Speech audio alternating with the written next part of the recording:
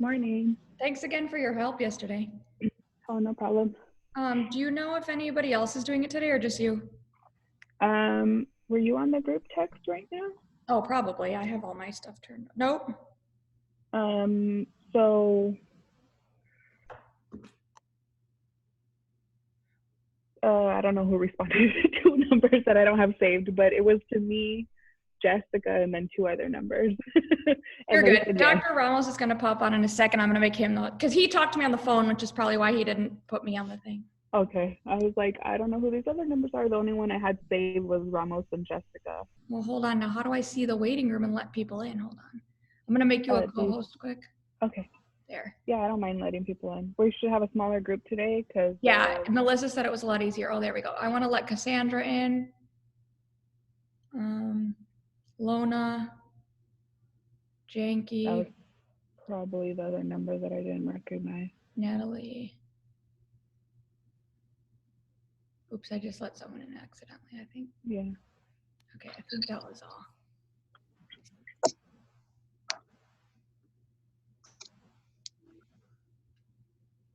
Okay. Jennifer Laughlin. Oh, there, yeah. I just let her, I let her in. Okay, perfect. Anyone see Dr. Ramos? Oh, I'm gonna make you guys co-hosts real quick, again.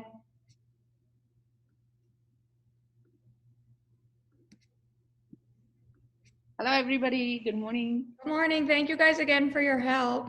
Sure. All right, I already made you a co-host. Let's see who else I need to do. Jakey, did I make you a co-host? Okay. Does anybody see Dr. Ramos? I'm trying to find him.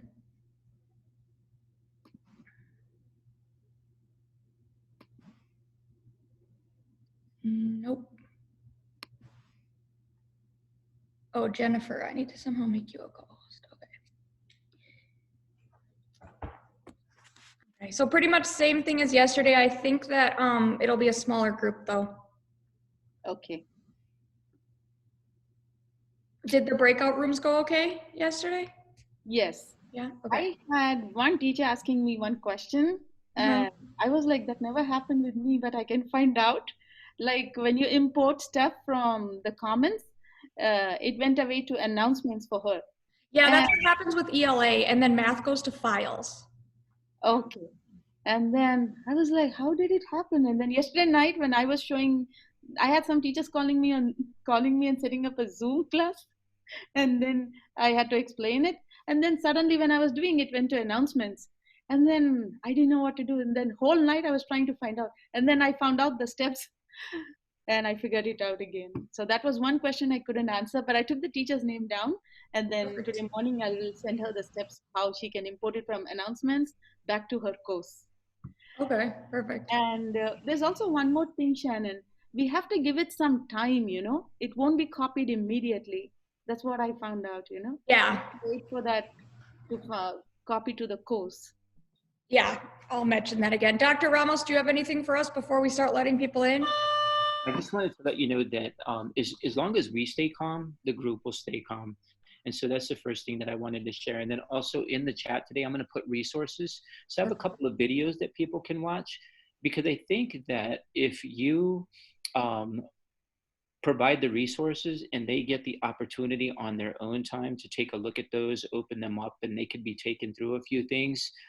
Self-directed learning is best for me because I can pause the video and then go over to my Canvas platform, and then I can go ahead and practice a little bit and then go back to the video and watch it.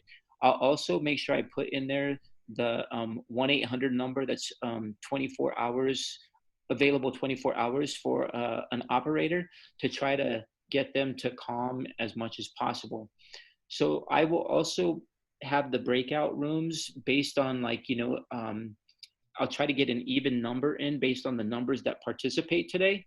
It's my understanding that if I make you co-host, that you can go ahead and go into the meeting. So if like yesterday I was in with Vanessa, I didn't need to be in with Vanessa. I could have left and went to another room, but I didn't know that I had that capacity. It's my understanding that you have the capacity to move from one room to another if I make you co-host. Is that correct? I'm not sure. Is that true? I thought you had to be a host, no? Just co-host? accidentally grouped up with another moderator. And so I was able to go into the breakout room I was initially assigned in. And then from there, I could switch from breakout room to breakout room. Okay. Yeah, so I'm gonna go ahead and make sure I have Lona here. Yeah, we made everybody co-host, so it should be okay. Oh, we're already good then? Yeah, you're the host, all of us are co-hosts, so we're good. Okay, awesome. Then I'm ready to go. If we're ready to go, then I can. Yeah, let me just share a screen real quick. Is there content in the comments for special area teachers? Oh, that's a good question. I don't. There are some lessons. I know for sure that there is music. I know for sure that there's art, and I believe there's PE as well. Okay, thank you. And then we can also create our own, right? And then upload it to the comments. Yeah. Like our teachers can do that, right? Yeah, like I'm doing the math ones to help, like for junior high, and we're using mine. So like the math one for 7th grade that's in there right now is mine that I did for our demonstration. Okay. So yeah, you can do that. And it looks like our numbers are not as great as they were yesterday, so we won't be as overwhelmed. Okay, I think we're good when you guys want to start letting people in. You guys ready? Everybody's good? Everyone's good? All right. One more thing, direct people to the Canvas community because they'll get a lot of help there, and there's pictures and step-by-step directions. All right. Sounds good. Thank you. And thank you all for doing this, okay? All right, I'm gonna go ahead and let people in now. Okay. All right, thank you. Mm-hmm.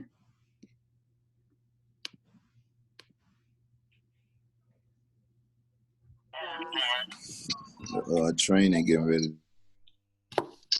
Yeah, I'm in. Yeah. Okay.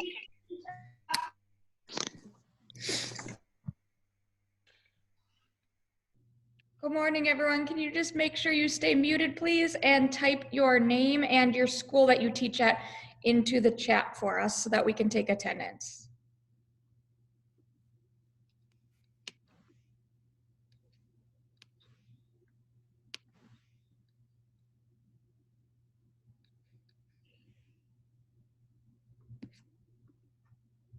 Michael, good morning. Good morning. How are you? Good morning, Justin. It's been a while since I've seen you. How you doing, Mr. Leon? Good morning. Good to see you. Oh, I'm not on mute. Morning. Good morning, everyone.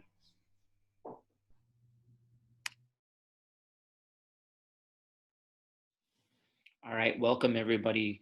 We want to make the most of our time today. So we are fortunate with one of the 7th and 8th grade teachers from Chavez School, who's going to support us today with some Canvas facilitation. Some general reminders before we get started though. Remember, the most important thing is to kind of get a pulse for your students' social emotional well-being. You know, they haven't been in school since the first week of March 2020. And so it's a long time. The most important thing right now is to build those relationships back, connect with them. Many are having a new teacher this year, right? You have a new set of students. And so you really need to focus on building relationships and also making sure we check in on the social emotional well-being of each child.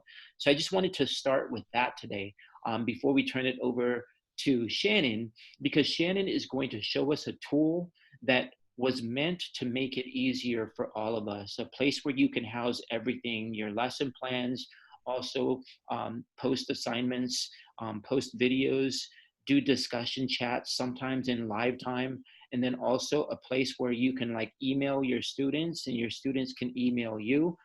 Remember, you're gonna only have the opportunity to see the people in your classroom, and then also a place to also house your grades. And so just wanted to let you know, we're going to ease into this. This is not something that you need to start with. You're going to get better at this over the course of time. Remember, right now, we're all amateurs and we're learning this process for the first time. The great thing is that you have a lot of people that are willing to support you. So in the chat, in just a few moments, I'm going to go ahead and put some resources for you so that way you can do some self-directed learning for those of you who learn best that way, and then also a 1-800 support line. All right, so with that information, I will manage the chat, and if there are questions, I will go ahead and bring them forward to Shannon so that way she knows where to direct the conversation. And if you have any questions of me, please put them in the chat as well. All right, so without further ado, I want to go ahead and let you know that Shannon is here to go ahead and take over, and she's going to facilitate this morning's training. Thank you, Shannon. Good morning, everyone. So if you have not done so already, please make sure your name and your school name is in the chat for us so we can help with attendance. Quick introduction to myself. My name is Shannon Connors. I teach at Cesar Chavez 7-8 Math. This is my little baby Sonora, the cat in the photo that gets put on everything that I do. I got interested in educational technology because when I was student teaching in Wisconsin 8 years ago, I was working with a district who was kind of pioneering a lot of the things that were starting to become available. And so our university actually taught us a class on educational technology, and I worked with a mentor teacher who is now a district specialist. So I had a lot of background in educational technology, and I'm glad I get to continue that here in an even greater capacity with our Apple partnership. My goal is to become an administrator, so I want to thank you for giving me the opportunity to lead a training for 100 people to get that practice. And my email is right here in case you think of questions or anything you need later. I am recording this session, so if you need that, we can always get that sent out as well. I have several helpers today, both from the district office and from our summer team that worked on Canvas. And so I'm going to let them introduce themselves right now so you know some other resources that you can work with. Hi there, I'm Emily Jenke. I'm a K-3 reading coach here at District, and I'll be helping to answer any questions that we may have in our breakout room sessions later. I'm Cassandra Carter. I'm also one of the K-3 reading coaches here at the district, and so we will be supporting you in the breakout room. Hi, I'm Lona Calderon. I'm a second grade teacher at John R. Davis, and I'll be helping in the breakout room. Hi, Good morning. Laplin, and I'm 7th and 8th grade ELA teacher at VH Lassen, and I will be helping out in the breaking rooms. Good morning. My name is Vanessa Noriega. I'm a 6th grade teacher at Sunland Elementary, and I'll be helping in the breakout session. Good morning. I'm Natalie Craig. I'm a K-3 reading coach, and I'll also be helping out. I believe that's everyone. And then Dr. Ramos will be helping us as well. Before we get into actually using Canvas, our outcomes is I'm going to show you some very basic features today. So if you're ready to keep going, you've had a little experience with Canvas, when we have our workshop time, you can feel free to do that. I'm going to show everyone the very basic features today because this is for people who are beginning to use it. You're going to be able to look at what that basic layout looks like, what all the buttons mean and how to use them. So we're going to set up a practice course today. If you feel confident, you can set up a real one instead of a practice, and we're going to put a module in there. I will go over a little bit how to organize our content because I know that's been a point of confusion for some people. We're going to work on adding a page, file, discussion, post, and assignment today, which are some of the tools you can use. And then we're going to look at how you can find and set up the district pre-made courses that you can use with your students. Some norms for today is to please keep your camera on and stay muted unless you have a question. Use the chat as much as possible.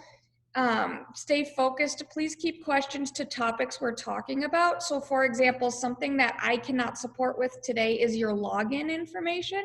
So if you're having any trouble logging in, on the next slide, I'll give you Nate's email where you can email him for help with your account.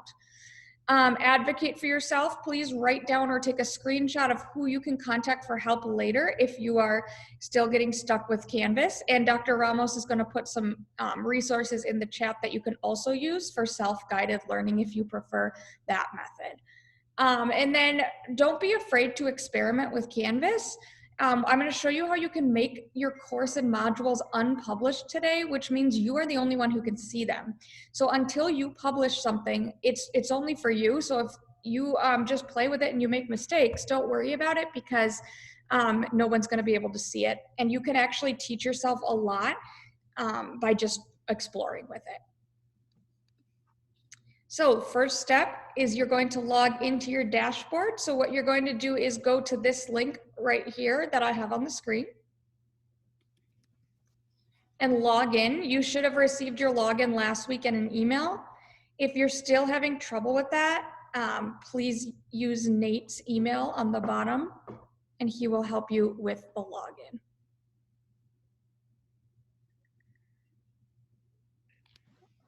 I'm going to put that in chat. Oh, yes, thank you. And then Dr. Ramos, can you clarify for me, have special areas been able to access Canvas? So I have put in everybody who has asked me for Canvas. Okay. So if any special area teacher out there or ESS teacher or any teacher that has some type of specialized title, please just email me and I put you right in your email. The minute I see it, I go to Canvas and I go ahead and like make you available. Perfect. And I know that our Chavez special area teachers are fine, but I didn't know if that had been done. So that's good. So I'm going to give everyone like another minute. Go to this link, log in, and then we'll go into our training. Yours will look like kind of like that, but you won't see your courses unless you've been working on them already.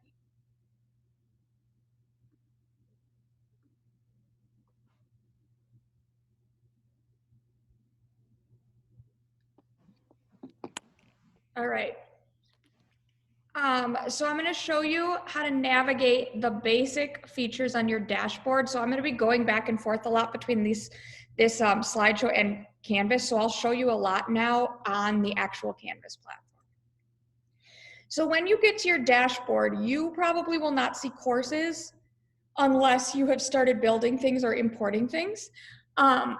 This is what I was talking about. There's a difference between published and unpublished. So your published ones are ones that you have clicked publish and everybody can see them. If you have not published it, nobody else can see it except you. And so this could be like your practice. So I use this one right down here. This sandbox is like a practice one. When you're on your dashboard, you'll see some buttons on the side. This one here that looks like a book is where another view where you can see your courses. This is your calendar, which will automatically populate all of the assignments you put in. We're not going to work with the calendar yet today, but that's there in case you need it. Your inbox is where students can message you on Canvas. And again, we're not going to work much with that today because we're going to focus on building our courses. You will not see this button until we build our course, so don't worry about this right now. This one we're not going to worry about today, that's more advanced. And also this is going to be your best friend right here, this help button. The question mark, if you click on that, you'll see a lot of tutorials that can help you if you want to explore more features on your own when our training's done. Actually, let's start by starting a new course. So when you're on your dashboard, you're going to look to the middle right and you'll see where it says start a new course. I want you to click that right now. Shannon? Yes. I haven't, I clicked on the link that you presented and it was like last week and I haven't even got the email from these people to activate my Canvas. So if you could you email me right now so that way Shannon can go on with the presentation and I will go ahead and help you with steps to log in. Thank you. Thank you. Yeah, thank you, Dr. Ramos. I actually cannot help with any logins because I just have a teacher account. So Dr. Ramos will be the one you email if you're having trouble with that login and he can go in and put you in on the administrator dashboard. So once you are in here, again, you go to the right side, kind of towards your middle, and you'll see this button that says start a new course. So you want to click on that and you're going to add a course. Okay. For right now, you can just call it a practice course, unless if you want to start doing the real one. There's been some confusion as to how to organize your content. So the quick answer to this is there's really no right or wrong way to do it. It's totally up to you. I've decided personally to put each homeroom as a separate course. And so I did like my first 7th grade class, 7A is one homeroom. 7B is another homeroom, another course. I'm going to use the same content in both because you can copy and paste a module and I'll show you that later. But the reason I'm doing it separate is for myself, just keeping the grading a little easier and things to keep the students separated. If you want to keep all of your subjects, if you're self-contained in one course, You can do that. You can split them up by subject. All of that is totally your decision. So once you go to create a new course, you put a course name.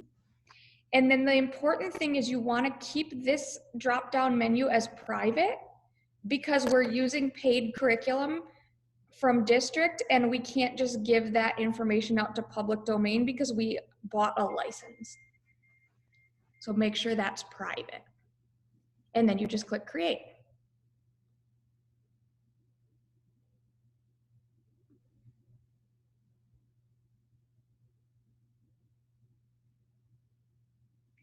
Dr. Ramos, are you seeing any pressing questions or can I keep going?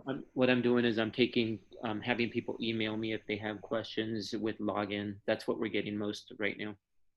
Shannon, do you mind doing that one more time? We Yeah, had like 10 people enter in this last 2 minutes. Perfect. So, well, if you have not done so already, you're going to go on to Canvas and we are creating a new course. So like I just said, you can organize your content however you want. So if I've chosen to organize it by homeroom, I know some people are going to do it. They just put all of their stuff in one course. The analogy I gave yesterday that helped a lot of people was think of this as like your course would be like your purse. And inside your purse, you would have your wallet, and that's like your module. And inside your wallet, you would have credit cards and money and things like that. That's like your content that you're going to build. So it really doesn't matter how you do it. And your students can be, you can add your students to what you're going to add them to whichever one you want. So it doesn't matter how you do it. My team is doing departmentalized by homeroom and self-contained. I'm not sure. I think people are doing it all different ways for self-contained. So to create your course, you would click towards the middle of the right side where it says start a new course. And then you would put whatever you want to call your course. If you don't want to do a real one right now, no problem, because no one's going to see it. So you can call it practice course, sandbox, however you want to do it. I'll actually do a practice one I can work in today. So Jenny, can you help people understand how you got to the dashboard? Oh yeah. So basically when you log in, you should be directed to the dashboard. And if you're not, you would see all these buttons on the side. The dashboard is this one that looks like the speedometer on your car. Mine automatically directs to the dashboard once I log in. Your dashboard's not going to look like mine. So if you see the word dashboard, you're in the right spot. Yours probably will not look like this because I have several courses on here already and you won't if you're just starting. Does that help, Dr. Ramos? Yes, it does. Thank you. Okay, perfect. All right, so I'm gonna work inside this course again. I changed my mind. So once you've created your course, you wanna click on it. Again, yours is not gonna look like this. I have a bunch of stuff in mine already because I've been building with it. Yours isn't gonna look like that. This is just an example of what it can look like once you start building.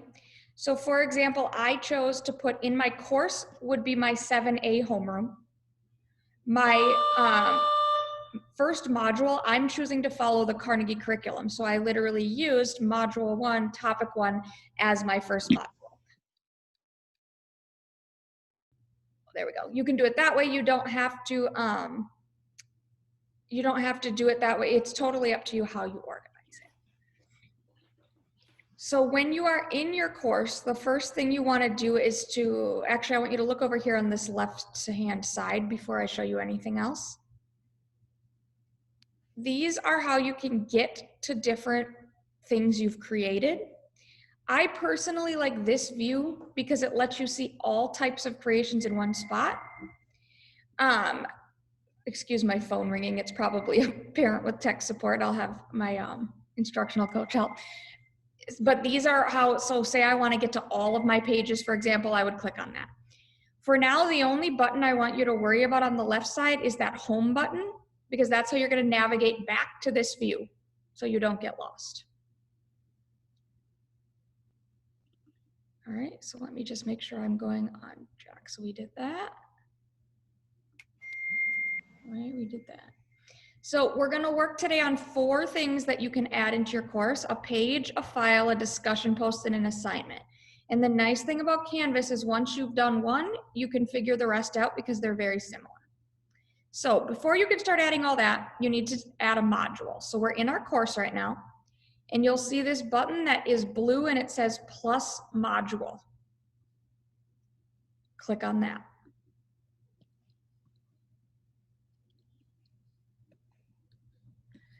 You're gonna give it a module name.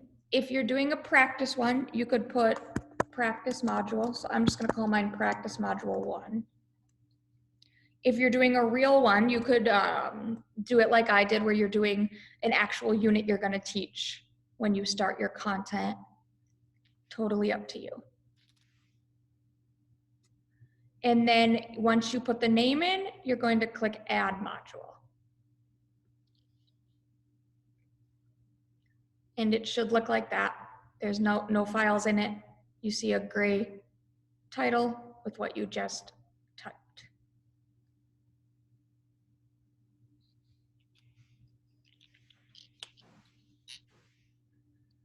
This button right here, that looks like those warning signs, that's your publish button. So right now, it's a circle with the line through it. This is not published. No one can see it except me.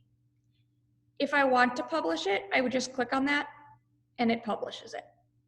If I decide I don't want it published, I click on it again and it unpublishes it. So it's nice and easy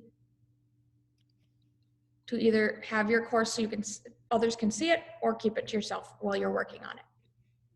So I'm gonna keep this one right now unpublished because I'm still building it. And the first thing I'm gonna show you is how to add a page. And I know all these words are really unfamiliar and new to everyone. So what a page is gonna be, think about it as something you're going to build that does not require a student response. So for example, this could be instructions that you wanna type out. It could be like an introduction to new material information that the students read. Anything that does not require a response. So as an example, for real content, I did a page, which one was it? That is my assignment right here. So finding circumference, I did this as a page. So this does not require, there's nowhere for students to respond. I just put some information, background information for them on how to find circumference, what circumference is. You can put links inside of anything. I'll show you that later. So I put a video inside of this page that they could watch. So again, to get back to where you were, you always go to home. And there's my view again.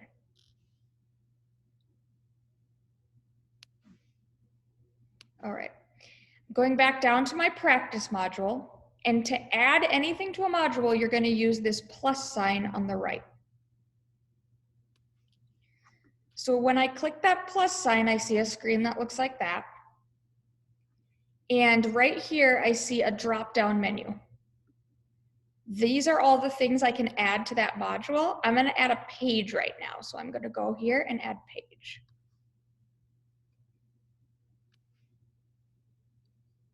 I'm going to actually show that again before I go further to make sure everyone's with me. So you have your module you created, and by the gray, to the right side of the gray title, you'll see a plus sign, and you're going to click that. Then you will see a drop-down menu, and you can decide what you would like to add. So I'm adding a page right now. Okay, then you'll see a list of options. Yours probably just says new page. Mine says all of this because these are pages I've already created. So what that does is if I decide to add the same thing to another course or to another module, it's nice and easy for me to just click on it and add it in. But right now we're gonna make a new page. So we're gonna click where it says new page. And then you can give it a name.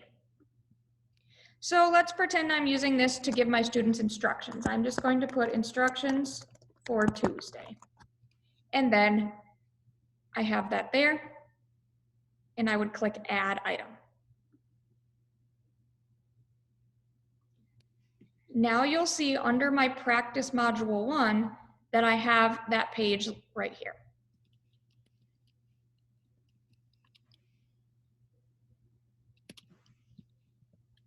Okay. To edit this page, to put something on it, because right now it's just blank, I'm going to click on it.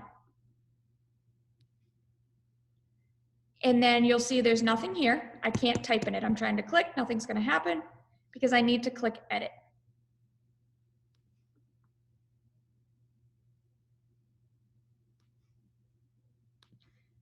If you give it a second, you'll see this pop up. This is going to be very similar to any word processing program that you've used before. So I can type in here. So let's say I would say answer the warm-up question, or whatever I'm going to say. I can change the size of the words.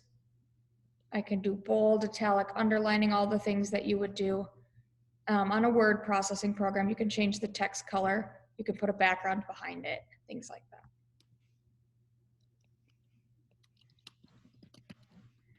Okay, when you're ready to put this onto your module, you've typed everything you want to type. And remember, you can always go back and edit anything. So nothing is final. You would go over to these, there's 3 choices on the bottom. Cancel, I've decided I don't want to add this page, I would put cancel. Save and publish, what that's going to do is it's going to immediately become visible to my students. If I don't want it to be visible to my students yet, I'm still working on it. I'm going to click save and it's still saved, but only I can see it. And again, to get back to where you were, you're going to go back to home.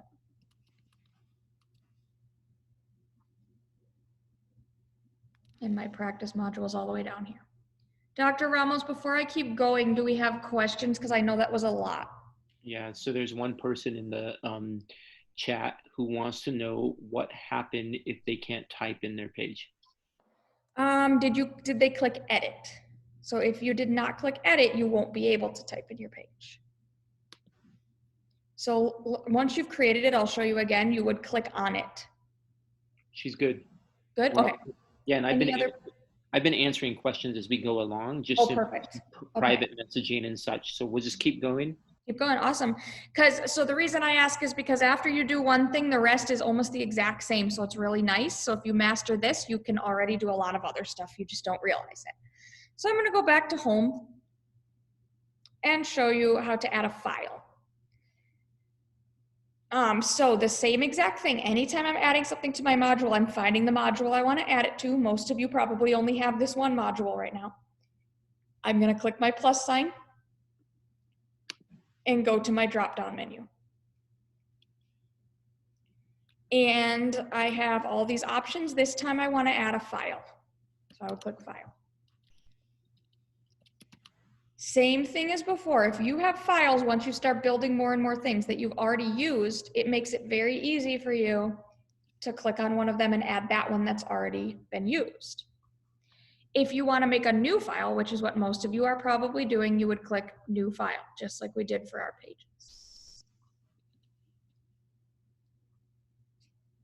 Okay, now you're going to notice I've clicked new file, oops, but it doesn't let me click add item. That's because I haven't put an item there to add. So I need to go to this button right here that says choose files. And then I'm able to go to my computer and add anything off of my computer that I have saved. So ideas for files would be if you can put PDF from district curriculum if it's online, which most of it is, I think. You can put things from Teachers Pay Teachers. If you're anything like me, you spend way too much money on there. I have so much stuff. You can put any of that on Canvas for students to do.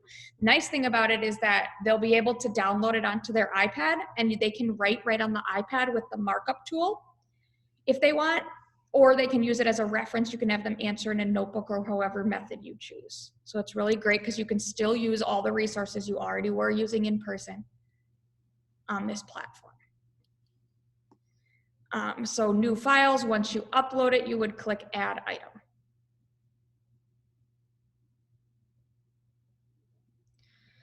Something to remember about files is you can add a file to anything else as well. So I could add a file to my page. I could add a file to my discussion. I could add a file to my assignment. So you don't have to add it by itself. So in my sample one, I did, let me find one. This one right here, I used as a file by itself. So you'll notice a preview comes up. I pulled this right out of our Carnegie Math workbook for students.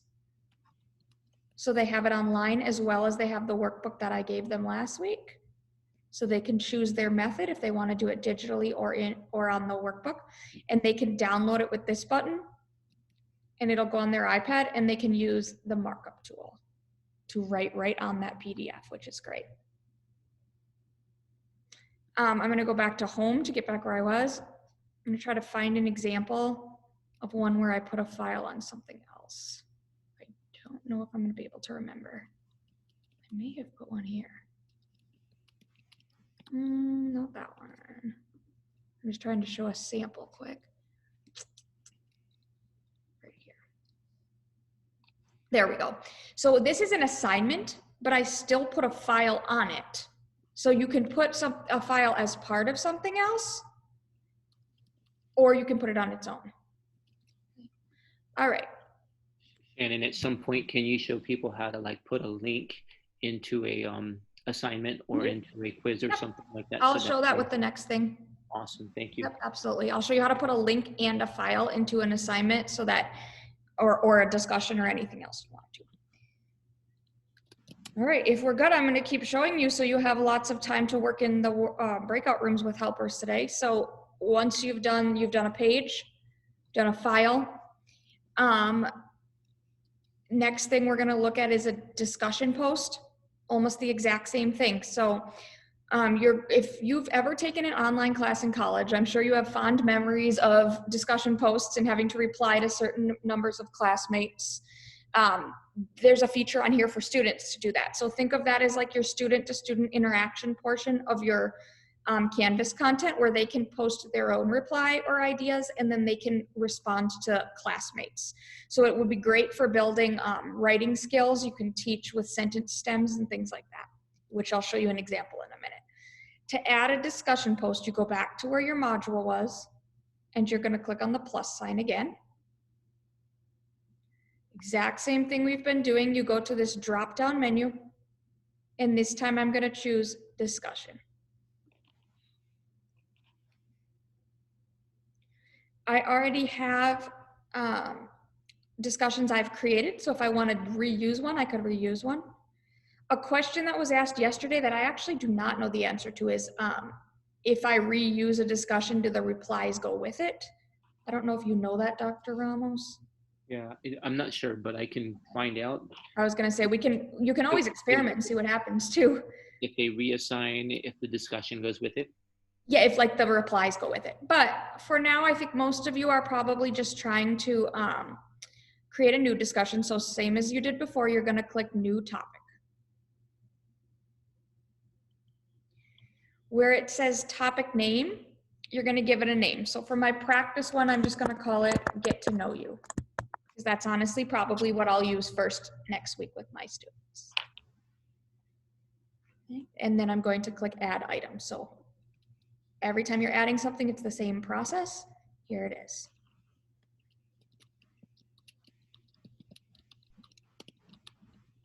Okay, to edit this, I want to click on it. Same thing, it's not letting me type. I need to go up here to this button that says edit. And you'll get the same thing. And you can type instructions. I like for discussions to type sentence starters, especially for our ELL learners, which can really help them have a framework for discussion and a model for what's expected. So you can put, I did a sample discussion, I'll show you in a second, that had like a list of tasks and then they would reply after they finish the tasks.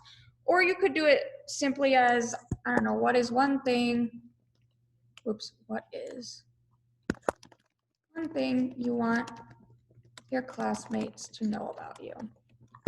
Whatever you want them to discuss. And then you can give instructions. So post your reply then respond to the answers of at least 2 others. Same as like if you remember from college, it's gonna look exactly the same.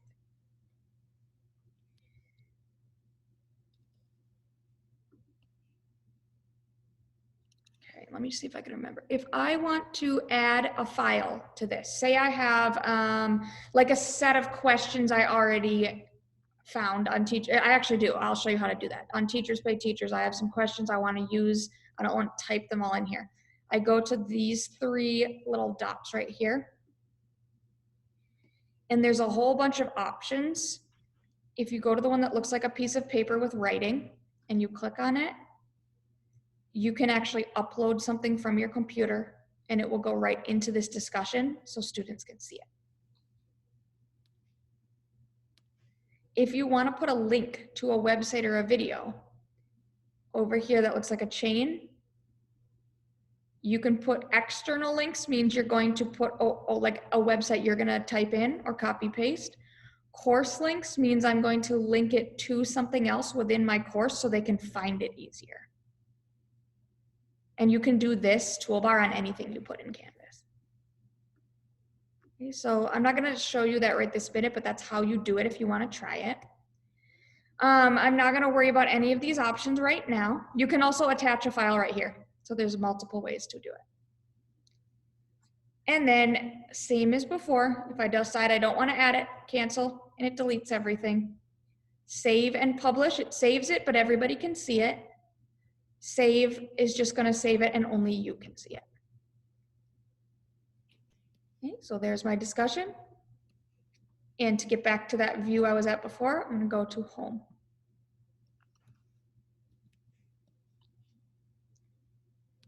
And there it is. I'm going to show you, I'm going to let you read this first. Like a sample discussion I did is this one. So what I did for this one, this is just an activity right out of our Carnegie curriculum workbook that I just made into an interactive activity pretty fast and simple by just, I uploaded the examples from the Carnegie workbook. I uploaded a measurement table for them, told them what else they'll need, gave them the process, instructions. I set up grading, don't worry about that right now. But this is an example of a possible way you could use discussion with content. Shannon, is there a way that when you name your classes, you can use icons instead of like words so much? If you can show that, that'd be great. Yeah, Vanessa or Lona, can you explain that better than me? Because I know how, but I haven't done it much. And you guys were great at that in summer. Lona, do you remember the shortcut for emojis? Command Shift Space. Correct me if I'm wrong. I use emojis on my PC. Oh, you're on your PC, yeah. It won't let me practice it.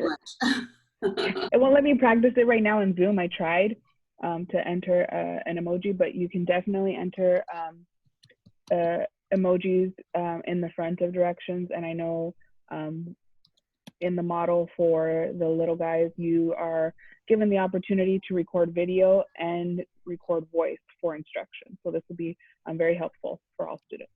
Yeah, thank you. So this is also another example of, I don't use the emojis really. I'm going to, because I think even my older kids will think it's fun. But like if you don't know something, you just reach out to somebody who probably does know. So even yesterday in my breakout room, I had a couple people who knew an answer that I didn't. And so they told me how to do it. And now I know for today. So just don't be afraid to experiment, play with it, and ask people for help if you need it. Another example of, was that the one I showed? Discussion. This is one where I put a sentence starter for them.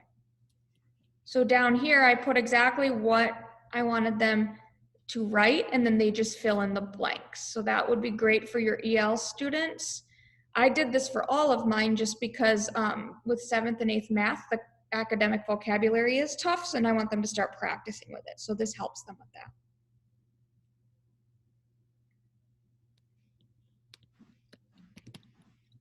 Dr. Ramos, are we good on the discussions page file? Can I show an assignment?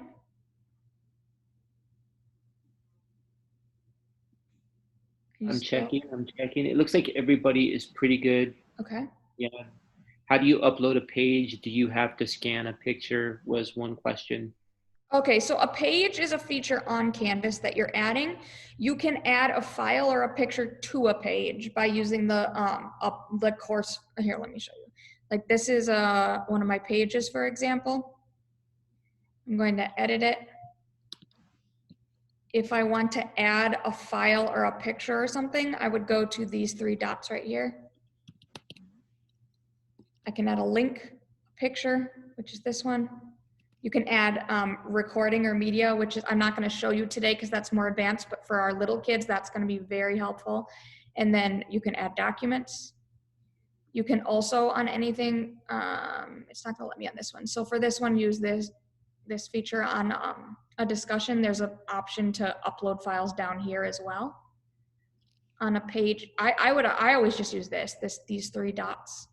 And this toolbar is what gives you the option to do anything. You can play with it too. Like this is a really fun feature that lets you do math equations. I'm not going to show you how because it took me quite a while to figure this out, but it's actually really fun and it'll make it look like the actual math notation and stuff. That's something to play with later once you get better. All right, was that pretty much it, Dr. Ramos? That was it. There was also a question about filter, and it was, are we able to filter the chat to see all of the responses of specific students at once? That I don't know because I have not. Can you, Vanessa? You would know. Yeah, I know that. I mean, I know we haven't played around on the student side quite yet, but I know you're able to filter. So like if you searched your student's name, you can see all their original post and their replies to their peers. Perfect, thank you. I have not actually used this with students yet. So that's gonna be a learning curve for me too, but it's once you start playing with it, it becomes easier and easier. So I know that like my helpers on this call can attest to the fact that we had a pretty short turnaround time to learn this summer, and we learned it. It was not hard. It took me like an hour maybe to get the hang of being able to build. Like I built this in like an hour at the airport. So it's not hard once you just play with it a little bit. And just to let you know that I was in that same training with them this summer, and if I can do it, yeah, do it. I know you can. Yeah, we had what, an hour training and then hour on a Friday afternoon. Or on a Friday, and I was flying on, I don't remember which day, and I was at it on a layover and did this whole module. So once you play with it a little bit, it's not that bad. It's very user friendly. It's nice. It's actually kind of fun once I remember like texting Apple Melissa saying, I'm having way too much fun with this. I'm not going to get anything else done. So it's really fun to start building, and you can think about what you can do with it. I also remember saying if we have to go full virtual in fall, I won't even mind because this is so cool. So it's a really great system, and I'm excited for when we can start it with our kids. One last thing I want to show you is an assignment, which is probably what you're going to use pretty often. And that is what you're going to use when you want a response from students. So you want them to upload something, you want them to put their actual work on there. That's going to be when you use an assignment. So same exact thing, you go to your module title and you go to a plus sign. Same thing, your drop-down menu. Mine's already on assignment, that's what I want. These are assignments I've already created if I decide to reuse one. If not, I'm gonna go new assignment and put the name. So maybe I have lesson 1 practice problems, whatever you wanna call it. You would click add item, and it's right there.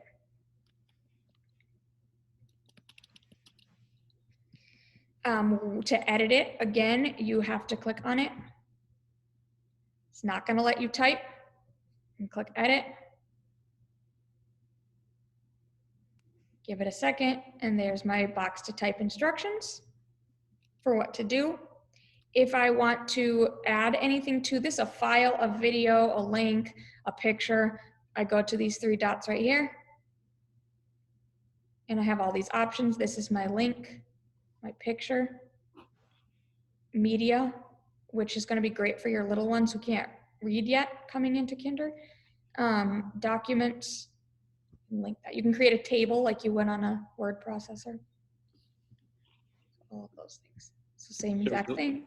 There's a question about like, can we send this recording out so that way people can follow it since they were a part of this experience, and then they can watch it later to practice. Okay, I think that's, do we have the ability to do that, Dr. Ramos? I mean, it's fine with me if it's okay, if there's a way to do it. It is recording right now. So either you're going to get the recording and you could send it to me and I could send it out, or vice versa. Perfect, sounds good. Yep, and I have yesterday's recorded as well, so we'll definitely have that. And we're also gonna have some more chances in the future for practice and workshops in even smaller groups, which will really help. So there's all these advanced features I'm not going to worry about quite yet. I just want you to feel comfortable creating some basic things. So once you have typed into it, same exact thing as before, save and publish means that you're going to save it and the students can see it right away. Save, they can't see it yet. To get back to where I was, I'm going to click home. And down here, I've already got 3 things built into this practice module. Now, let's say I'm ready for my students to see this. You can either publish all of it at once. So to do that, you click right here on the module title, and it will publish everything for you. And I know it's published because I see this green circle with the white check mark.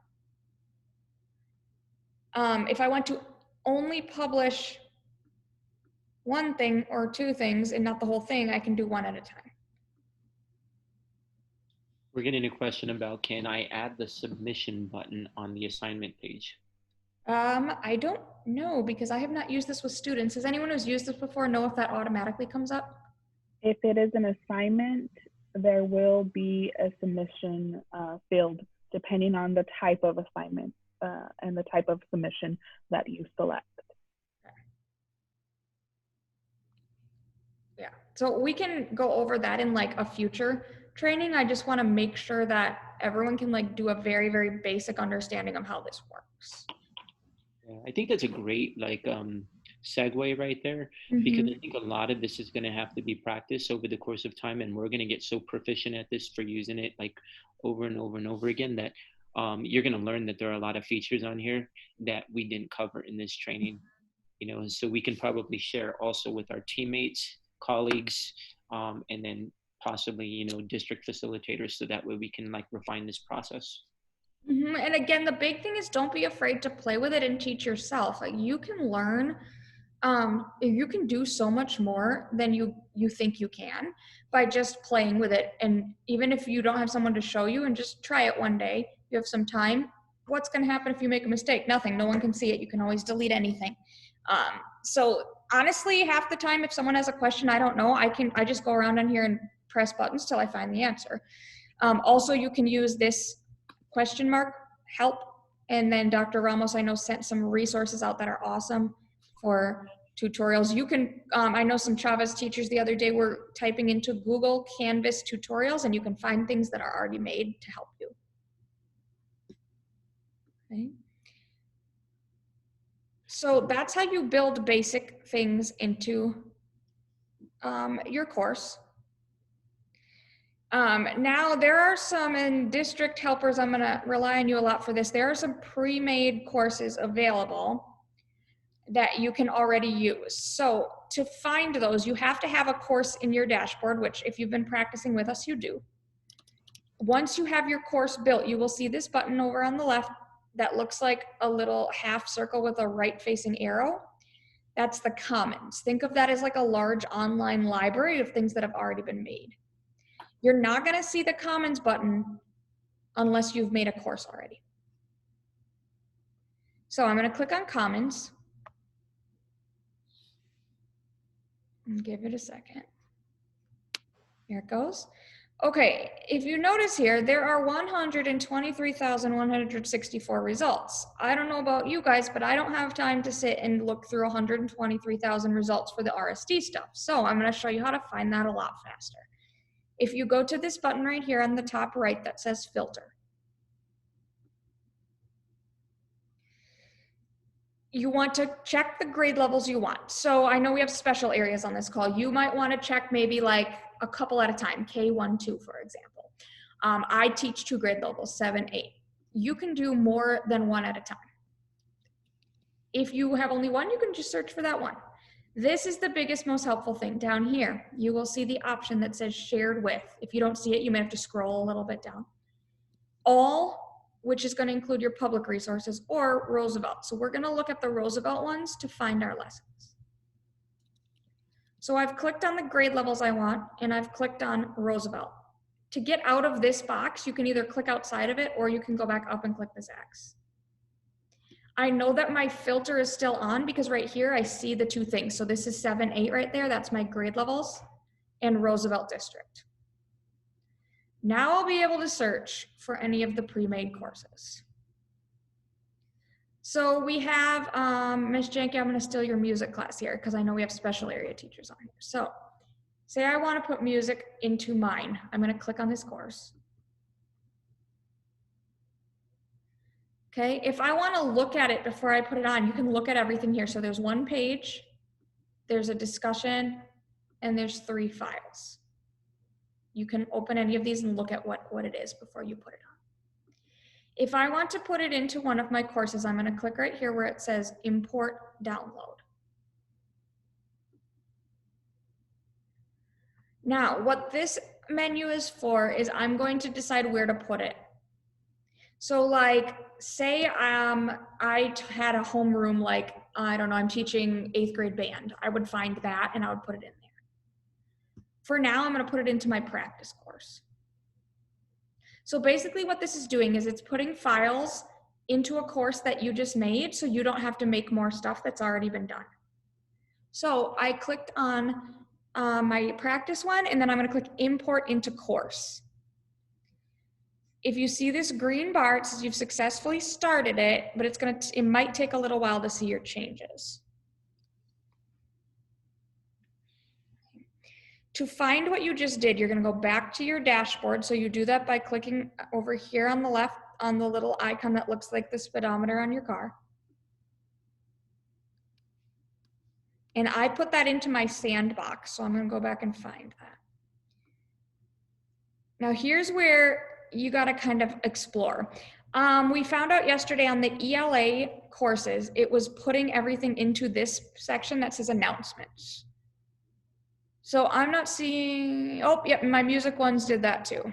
So I looked at announcements and here's the music lessons. Sometimes it will go into files. Uploaded media. Anyone in our district curriculum team, do you have any other advice on how to find it once you have put it in a course? So depending on what type of documentation the lessons are under.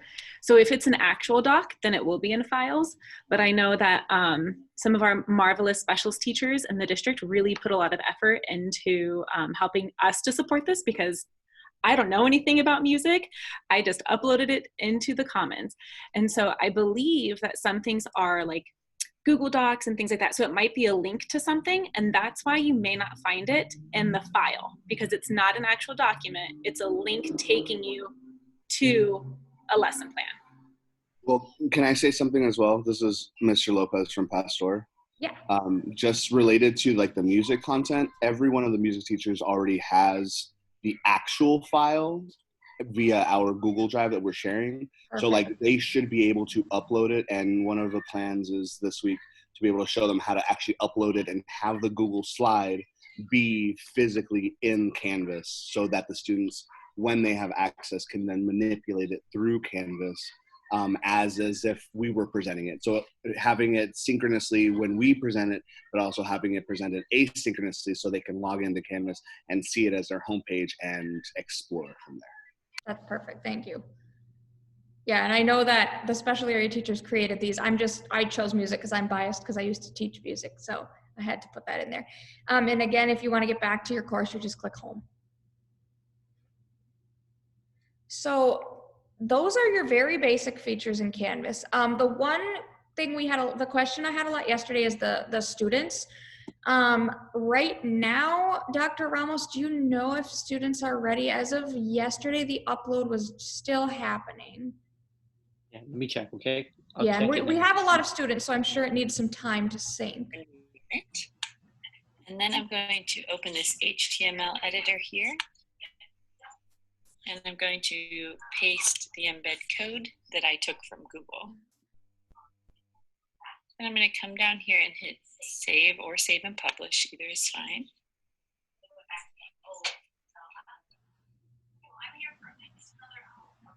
And there's my presentation. And so until one more trick. Students have the access, it's just nice to have some time right now to just be building things into it, and then you don't have to worry about it. And even if they are on there, you don't need to worry because it's unpublished, but it takes a little while to upload because we have a lot of students in our district. So I know that that was in progress. And I'm sure Dr. Ramos will be told when that's ready, probably. I just text messaged, so as soon as I get a response, I will share it with the team.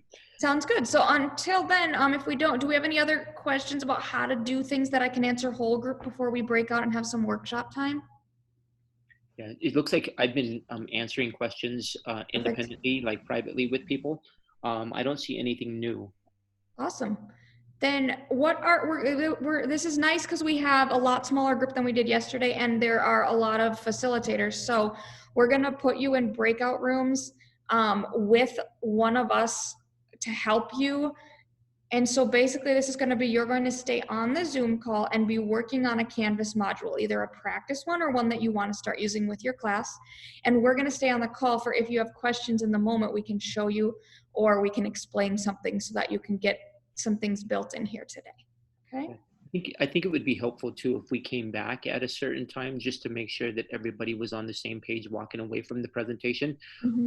Would everybody be good with coming back at 10 o'clock? Yep. Okay. So I'm going to go ahead and put us all into breakout rooms now. Okay. Dr. Ramos, quick question. Would it be possible for the music teachers to be put in one breakout room together? Is that an option? I would say that would take me doing it manually. If you guys want to stay back, this room could be open for all of you to go ahead and that's a good idea. So stay back, and we won't put you in a breakout. Does that sound all right? Yes, absolutely. Thank you very much. Okay. So what I'm going to do is I'm going to put 15 to 16 participants in each room with 8 rooms, since I think we had 8 facilitators. Yeah, if you include you, yeah. Yeah. So, all right, ready? Dr. Ramos, did you get a chance to see my request for access to Canvas yet? Can you email me and I'll go ahead and check that email and give you some access? Oh, email, okay. Yeah, I sent it to you. Thank you. Thanks. Okay. All right, so I can take care of people like that. I went ahead and added 7 rooms instead. That's probably a good idea. That still makes it 17 to 18. And then I'm going to go, and anybody who emailed me, I'm going to give you access to accounts so that way you can get the support you need. Okay. Okay. All right. We're going to create those breakout rooms now. See you back at 10.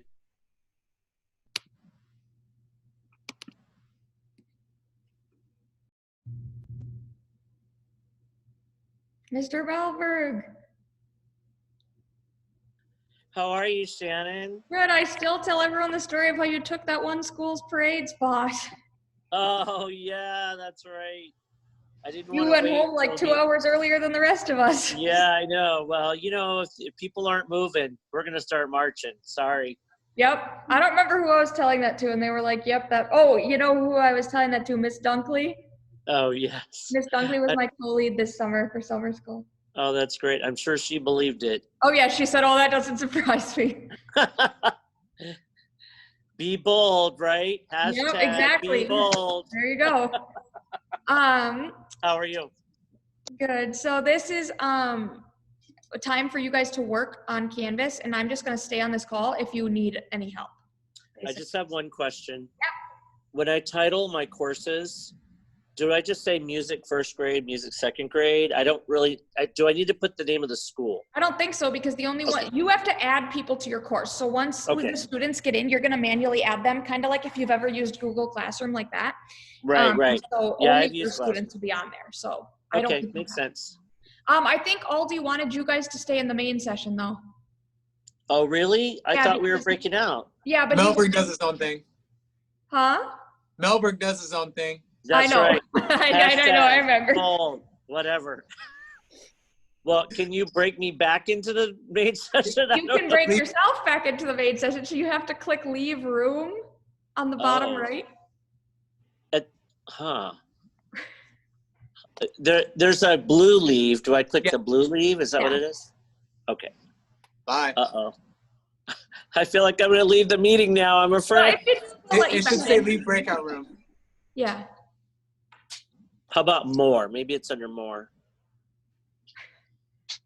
So while he figures that out, Shannon, so yeah, for special areas, do we need to, so right now I have K2, 3, 5, 6, 8 as my courses, but you were saying this, we're gonna have to add our students. So that's gonna be essentially 3 grade levels times 2. So that's gonna be 6 homerooms in that course. Should we break it down per grade level then?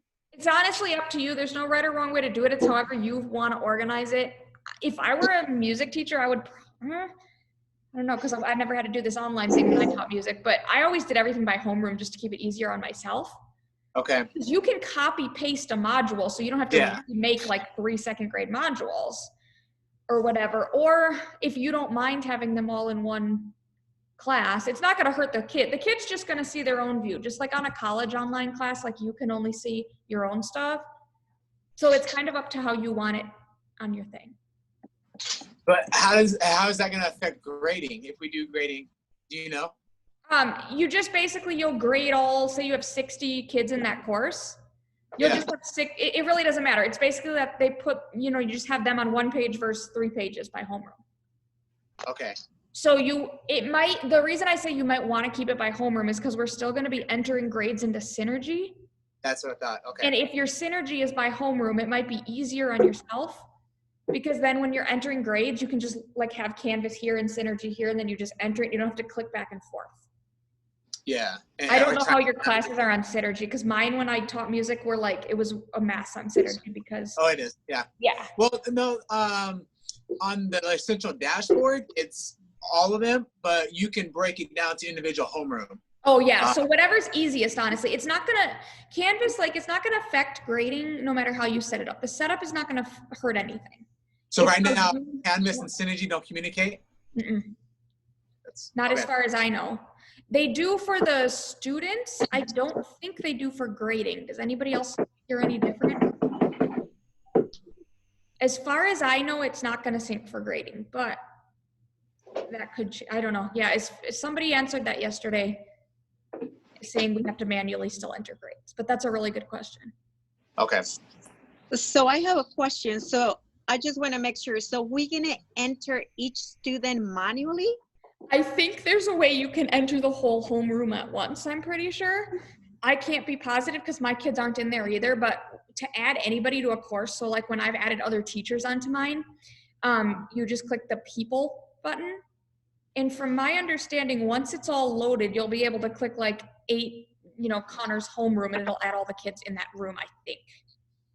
I hope, because otherwise that's going to take special area teachers. Yes.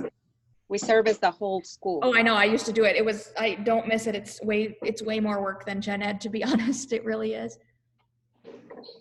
Thank you. You're not going to have to manually type their names. You can like search them, and then you can like click on them. But even so, I really think you can add homerooms. I hope so, because that'll be a lot faster.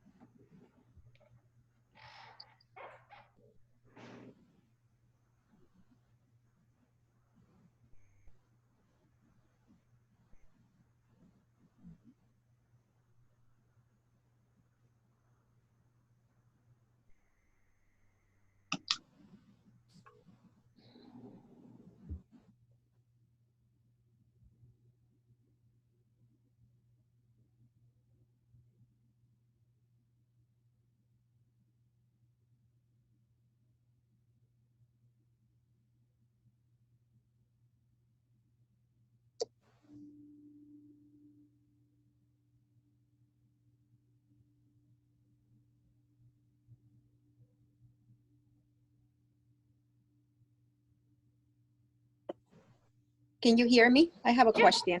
Yeah. Okay. So I'm downloading, I'm importing because I found something actually is for us for library. Okay. So all I have to click is download and that's it, right? No, you want to click import into course. Oh, okay. It's not going to hurt anything that you click download. It's just going to go to a different spot. Import into course. Okay. Okay. Oh, that's cool that they have library stuff. That's awesome. I didn't know that. Yeah, they input. I just found it right now. Awesome. And even if you can take the RSD filter off and you can look for like extra stuff you want to add that other people have made if you want to search through like the 123,000. Okay, well, I'm clicking in there. Okay. And it's not, am I supposed to click something up there? Did you click import into course? Isn't that it? Or do I need to go back? Here, I'm gonna let, here. Did you, I can't tell. Can you hold it up a little closer?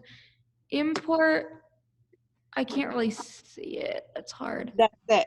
Import into course. Yeah, that's what you want. And then you need to choose the course. So is there like, are there little check boxes? No. What does it say above that blue button? It says all or practice. Put it into practice. So click next to where it says practice and then it'll let you click it. Yes. Got it? Yes. That's what I thought was going on. Yeah, that's what it's at. Okay, there we go. Yeah. That's and it. now is where you're going to have to be creative once you get back to your practice and kind of try to find it. So it might be in files, it might be in announcements. You might have to do a little searching. Okay. Yeah, it says it was successfully. So now let me see. 3. Back to search. All this tech stuff is a big learning curve for everyone, I know. I'm sure it's hard.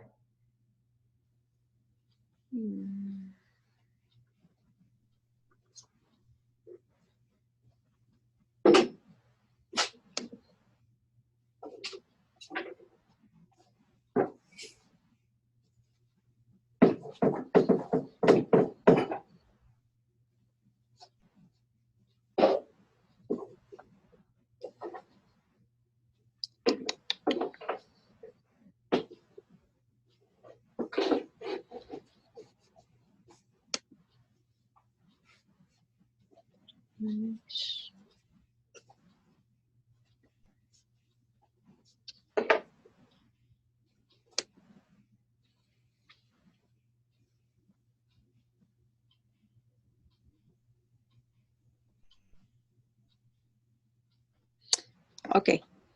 How do I go back? How do I go back home from here? Do you see, you should already be home. Do you see the course that says practice? Let me see. Oh, okay. Click on that. Got it. And then, yeah, there you go. Yep.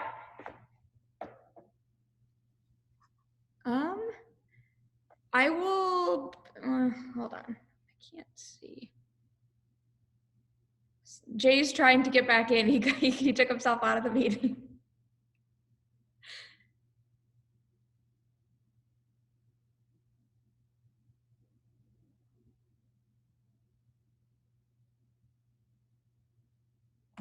I'm going to be right back. I'm going to go back to the main room and let Jay in and then I'll come back. Oh, wait, now it's not going to let me do that. Leave room. Oh, see, it's not letting me. I don't want to do that. I'll text Dr. Ramos and tell him to let him in.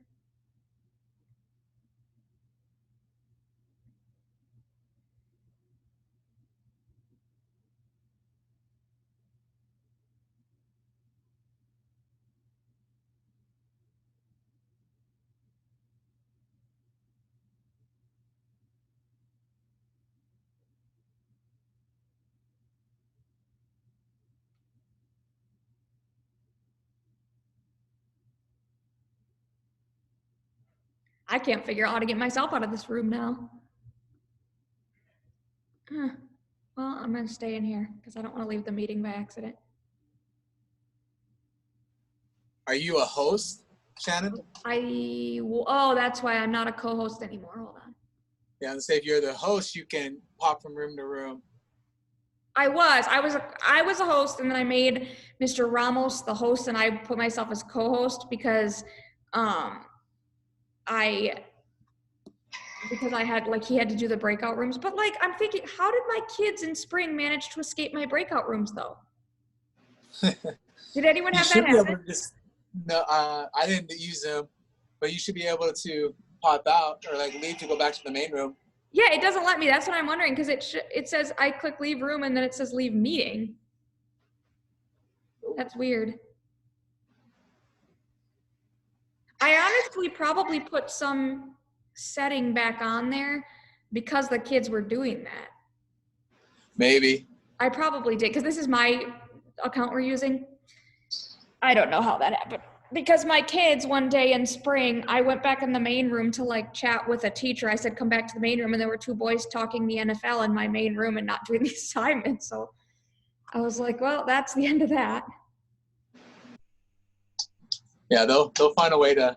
Oh yeah, they're so smart. Yep.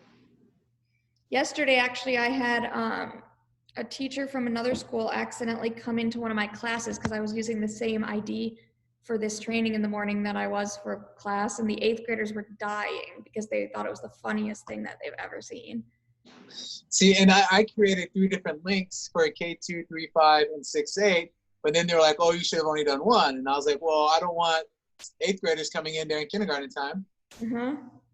So,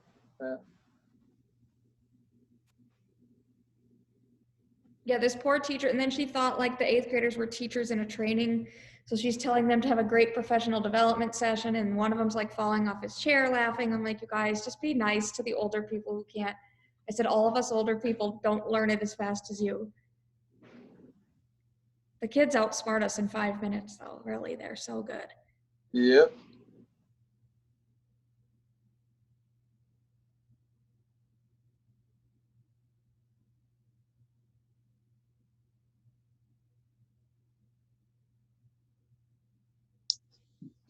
So I was able to put my Google Classroom into Canvas because I was looking at the tutorials online, but it's our Canvas is different than what they have, like in the versions. But I was able to import that as like an assignment. That's good to know because people were asking me about that, and I didn't know about that because I know like I used to use Google Classroom a while ago. I'm using more Google right now until we get this set up. Well, not the Google Class, but the Google Slides, like the Bitmoji. Slides. Oh, that's good. So then you can get it in there. Perfect. Yeah. But I'm curious because I set it up as an assignment and for it to be complete or incomplete. So I'm just wondering what's gonna dictate that they completed the activity, you know? Because they didn't really say like what the requirements would be. It just you probably would have to say it. So what I've been doing with my class this week, because we don't have access to, the kids don't have Canvas yet, is I've been making like a Google slide, and like this would be a lot of work for special areas with all the kids, but each kid gets one slide on the slideshow, and I'm just having them put their work on there and just making it editable. Oh, on the actual Google slide thing, document? It's kind of like a workaround until we get this up and running. But like, if you have a ton of kids, I just did it like 4 different slideshows, 1 per homeroom, and just type their names, and I've been reusing it every day, but it's gonna be much easier once the kids get on here. Hopefully. Mm-hmm.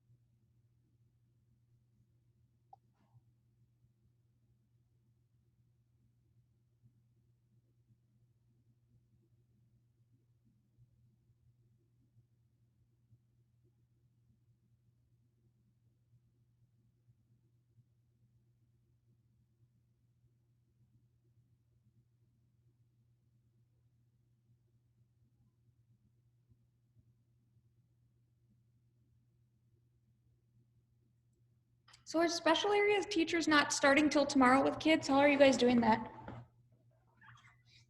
Tomorrow? Yeah. Yeah.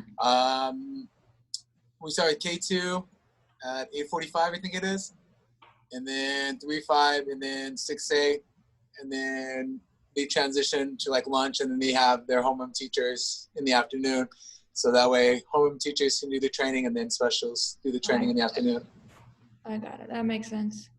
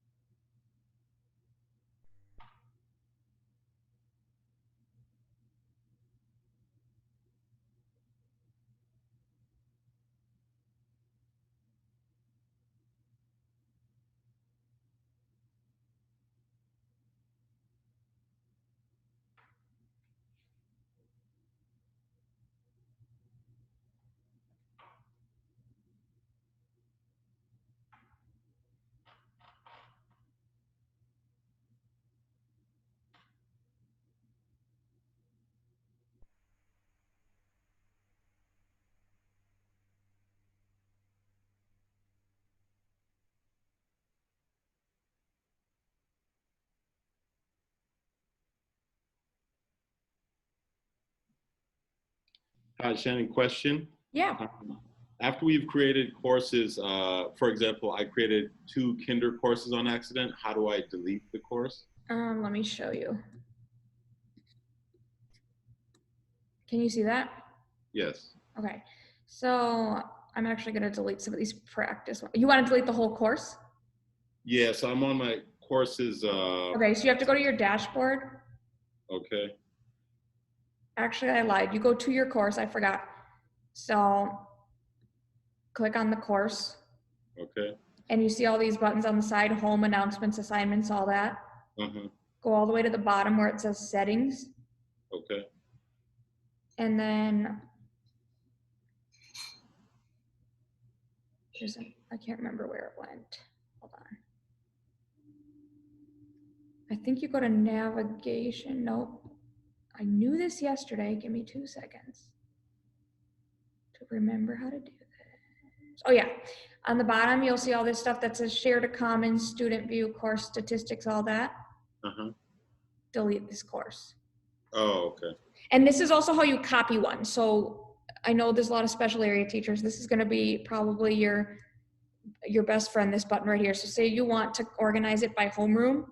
So I'm inside the course and I went to settings inside the course. And I have like 2 second grade classes, for example. Copy this course. And then you'll be able to rename it for your second class. Okay. So it's the same exact stuff. You're not having to upload everything twice. And you would recommend, I know Coach Pettit was asking about it a little while ago, 1 course for each class to make it easier for grading? I mean, personally, that's what I would do, but there's really no right or wrong because I don't know. I don't like, it drove me crazy when I taught music and I had to like look, you'd grade like these 3 kids and then you'd have to go back to another synergy tab. I think it's easier to keep the homerooms together because then you can and you're going to have to manually enter grades in synergy. So then like your Canvas grades, you'll see right here, synergy, the homerooms match up. Okay, so Pettit, are you gonna, I see you have like your clusters already set up on there. Are you gonna go back and switch those or are you gonna keep those clusters? No, because, no. So you're gonna keep the clusters? Yeah, I'm gonna keep it clustered because I have the assignment set up as complete or incomplete after week 1 or 2, depending on how that correlates to the grading and whatnot.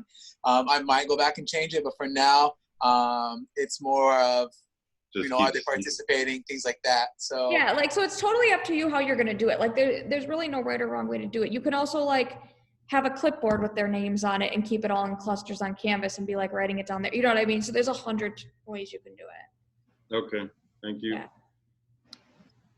Honestly, all I can say is I would not want to still be a specials teacher with this situation. It would be so much harder. But don't you teach junior high, right? Yeah, so I have 4 classes versus like 18. So yeah, it's somewhat of that, but it's at a smaller scale. Yeah. Yeah. Yeah, I tell everyone special areas was the hardest. It really is. Everyone doesn't think so, but it's the hardest because you have so many kids.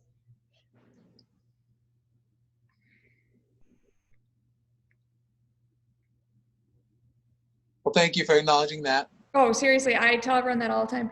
I mean, I loved it, and I was sad when I went back to gen ed, but it's a lot easier in the long run.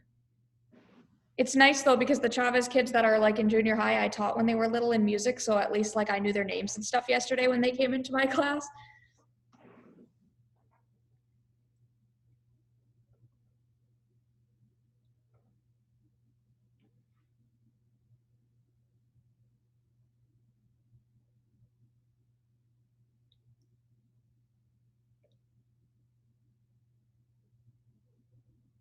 Are you guys doing live classes or not? Yes. You guys are? We are too. I don't know if everybody is. And so Pettit, for example, like she's talking about the live classes, tomorrow what are you gonna do, like an introduction and have them put their name for attendance in the chat and just give like an overview on how things are gonna go or what? See, I'm not sure on how we're gonna take attendance for an entire all kinder or all first, all second. Because I felt like that was going to be taken care of when they meet with their homeroom teachers in that SEL beginning at like whatever 8:15 to 8:30 session. So if we need to, yeah, I'll just have them put it in the chat and that'll save, and then I can go through it later, versus trying to do it live, you know, or trying to like should see everybody square. So definitely probably in the text. But yeah, we're gonna get a good 20-minute workout in. Yeah, so like especially for the younger grades, you're just gonna have them live and just get them up and moving, right? Yeah, I wanted to do like the follow along dance videos, but I feel it's gonna be like because there's like a 2-second delay from what I've experienced. So they'll be 2 seconds behind me, and I can just see them getting frustrated because they're not keeping up. So I don't want them to get discouraged. So I have those as asynchronous that they can do on their own afterwards. Oh, okay. But yeah, for the most part, it'll just be like my fitness routine, and then just a little chat here and there about the importance of being, you know, avoid that quarantine 15. Okay. That might be for junior high, but you know, definitely gotta talk about avoiding that. Healthy choices.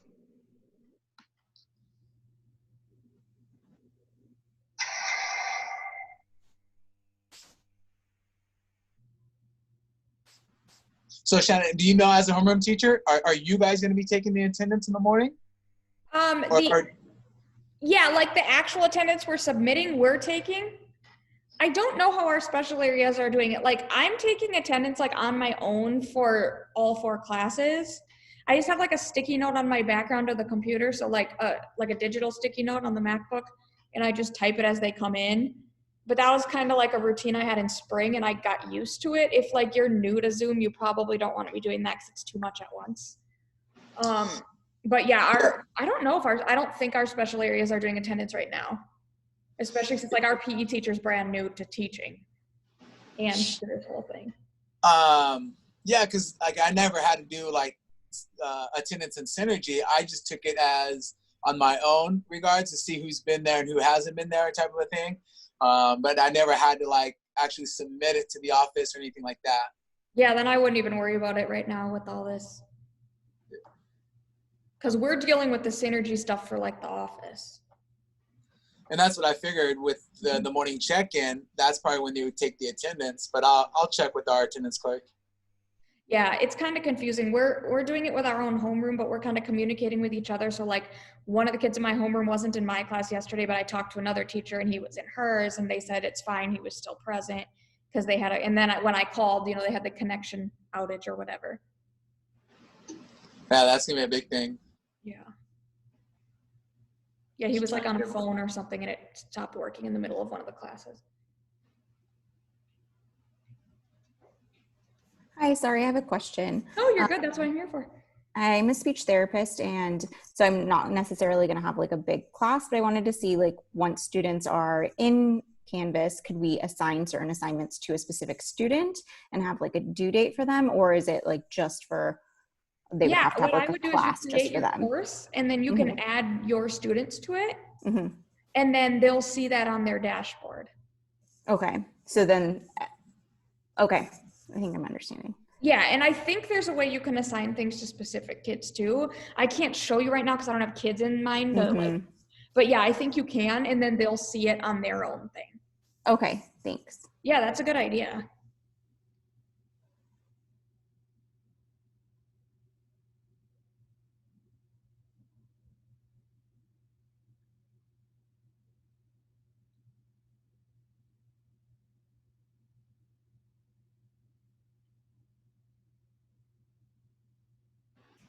So clarification on that. So if all of my kinder, first and second are in that one course for PE, and I have my assignments for the assignment, if I have it assigned to everyone, anyone in that course is gonna be assigned that assignment, right? I don't have to like break it down. No, I think you can if you want to, but you don't have to. Okay, but if there is a way to do that. You can create like sections, it's called. Okay.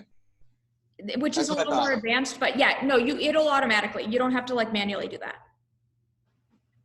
So I hope. Okay, thank you. Yeah. Yeah, and actually, Ms. Atwood, now that I say that, there is a way to create sections, and so you could do it that way too. Yeah.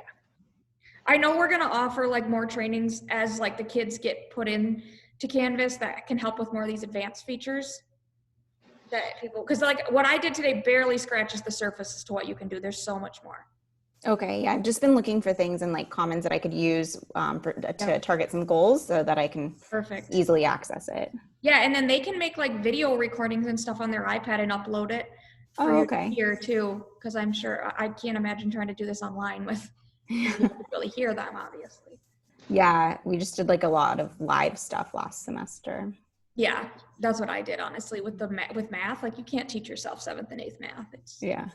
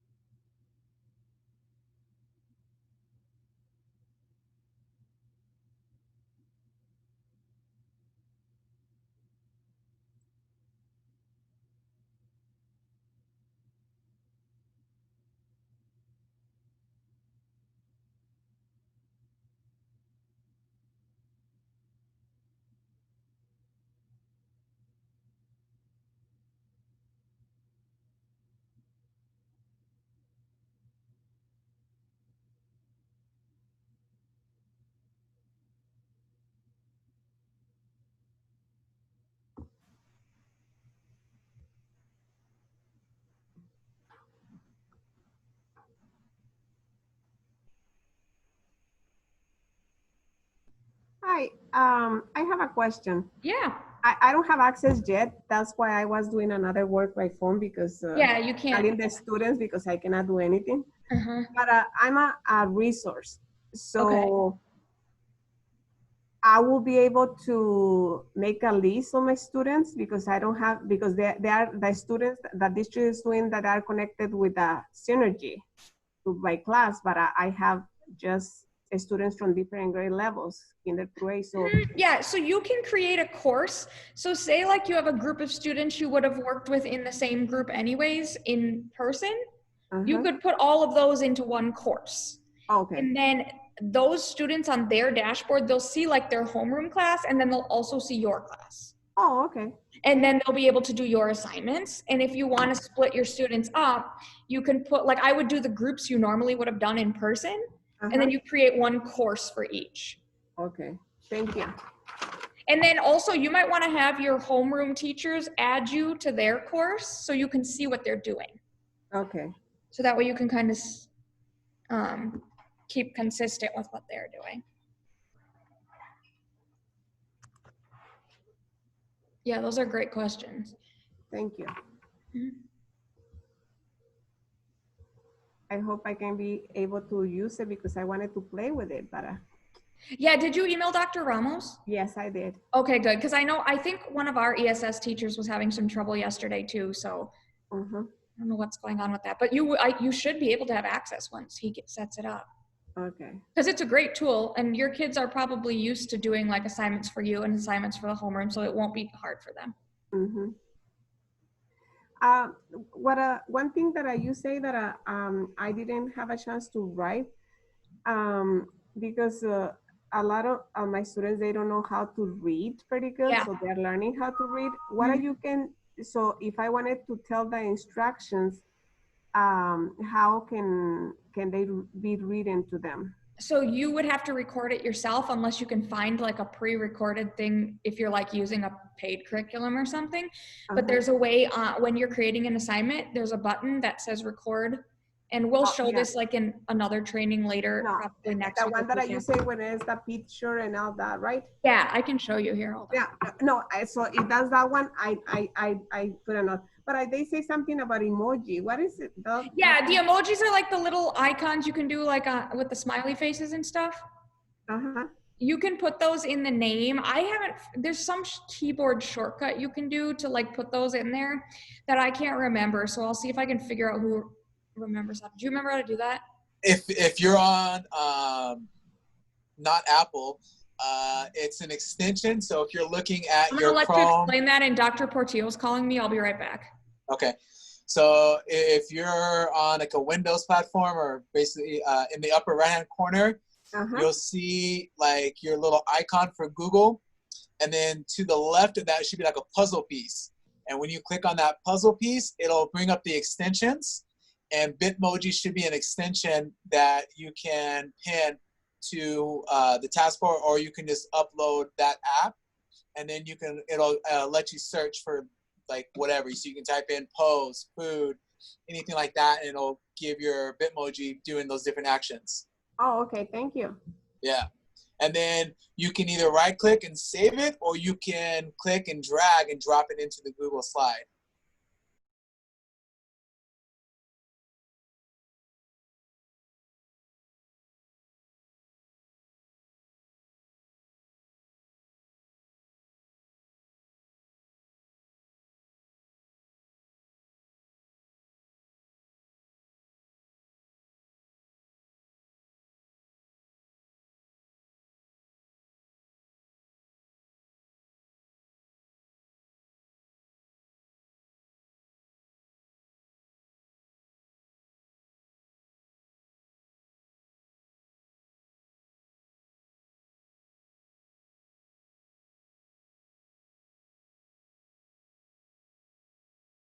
Sorry about that.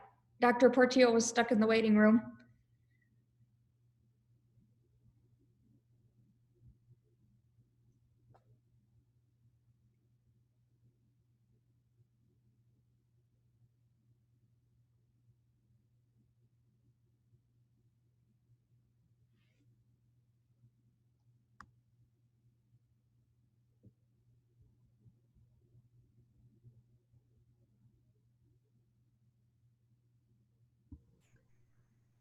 I just received the invitation from Canvas.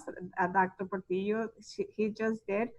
And I tried to get in it, and they say that the browser is not support. Oh, which browser are you on? With the E. Safari? Oh no, it's because I'm in a hotel. Oh, try to Chrome. go. Can you get on Safari? I haven't used a PC in years. Can you get on Safari? Okay, so okay, I will do it in Safari. Yeah, I don't even know Internet Explorer. Yeah, Safari or Chrome. Or Chrome. If like there's some super advanced features that might not work on Safari, but I've always used Safari and been fine. Okay. Apple Melissa says use Chrome if you can, but I don't know. I like Safari. Okay, so let me go get my Mac. Yeah. Oh my gosh, Internet Explorer. That's like a long time ago. I don't even think my kids would know what that is.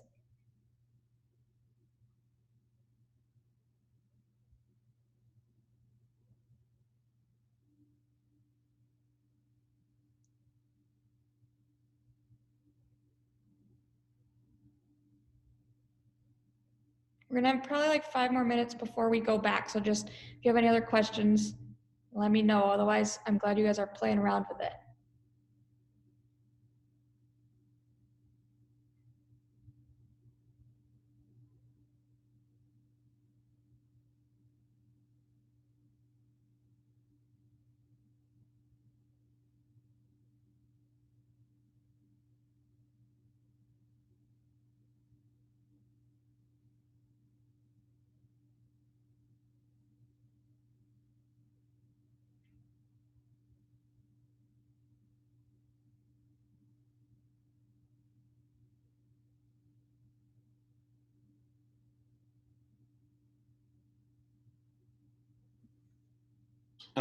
One thing, you showed it earlier in the training, how to add pictures and media and things like that. Yeah. In the drop downs. Can you show that to me again, please? Yeah. So like, what are you trying to add it to? Like a page? Well, like an assignment. Assignment, okay. I'm just gonna go to an assignment so I can show you. You can see the screen, right? Yes. Oops, I don't want to do that. So when you're in this editing toolbar, give me a second. These 3 little dots. You see that? Yeah. That's where you're gonna add stuff. And if you wanna add an image, you go right here. Second one from the left that says images. Okay, so I'm trying on my iPad and it doesn't have those Okay, the iPad, I don't know because I have never tried this on an iPad. Oh, so maybe that's it. That is probably what's going on. I would suggest building stuff on your MacBook. Okay. I don't know if it has the same like functionality on an iPad. I've never used it on the iPad. Okay, well, that probably answers Something I that. can ask Thank you. Melissa though. That's a really good point. I didn't think of that. Okay, I'm just, you know, 'cause I'm on the training and doing both, so. Oh yeah, that makes sense. Okay, thank you. Mm-hmm.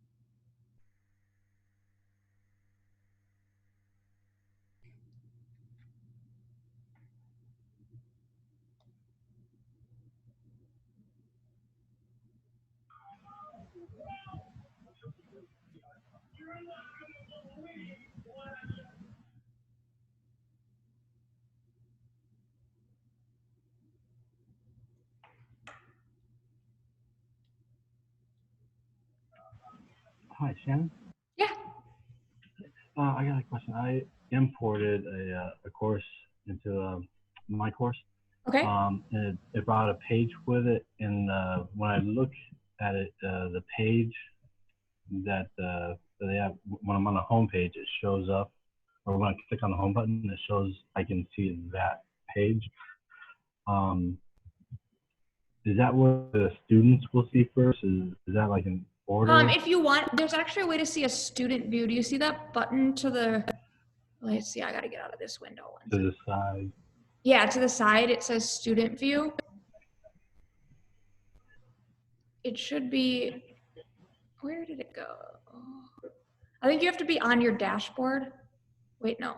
Okay. Nope. Do you find it? Let me get there. Oh, sorry, it's all the way on the, so once you go into your course, you gotta scroll to the bottom. And then you'll see where it says student view. Yes. Then you can see what the kids will see. Oh, great. Thank you. Mm-hmm.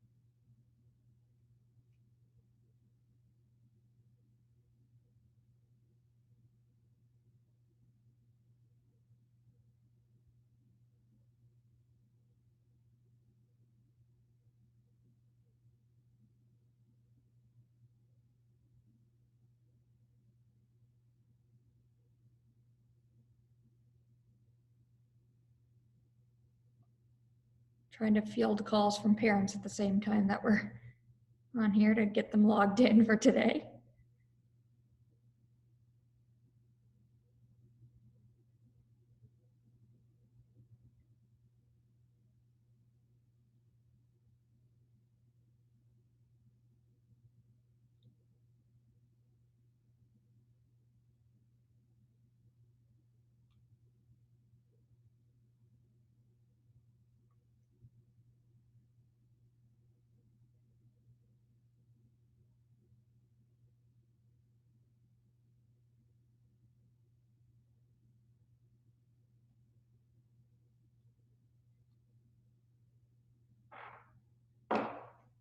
Check when we're going to be coming back here.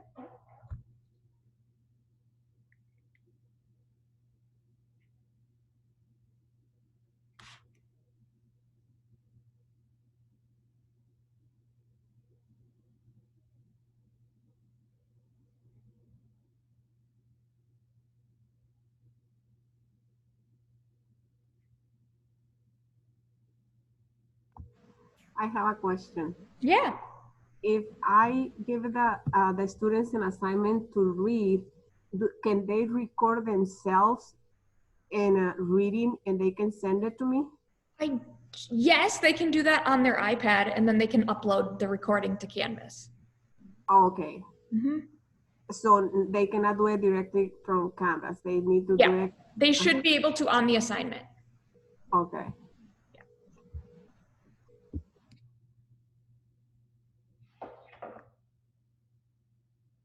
Oh, but Dr. Ramos is still.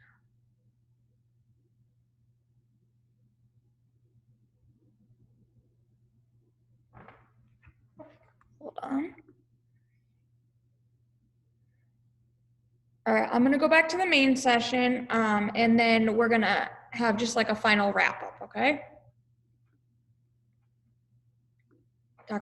To take it and modify it and kind of change it a little bit, I encourage you to do that as well. But, you know, like, especially in this time where I feel like our focus has to be not only getting through these 2 weeks with the content we have, with the schedule we have, with all of those variables, but also preparing for week 3 through 9, because if we're not jumping ahead of the game to produce content and edit and have things being able to be uploaded on a consistent basis, we're going to fall behind. I don't feel that weeks 3 through 9 are going to be sustainable if we're not ahead of the game. You know what I mean? Right on. So yeah. I would encourage you to maybe refocus that energy into maybe assessments for week 3 and 4 while using Kahoot, while using what was already created for you. Because I think that would be your best bet in regards to just keeping sane weeks 3 through 9. Totally appreciate it, man. Thank you. Absolutely, brother.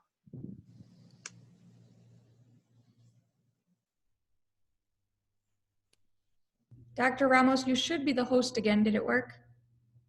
Yes, I'm trying to bring everybody back together. Okay, perfect.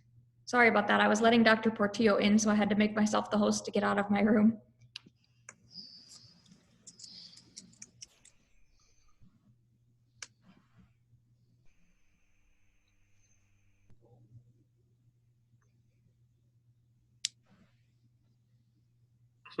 They let me back in.